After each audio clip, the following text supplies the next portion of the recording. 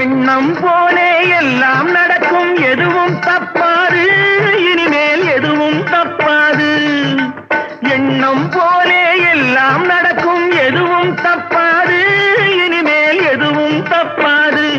இன்னும் என்ன என்ன வேணும் கேளு என்னை இப்போது, நீயும் என்னை இப்போது.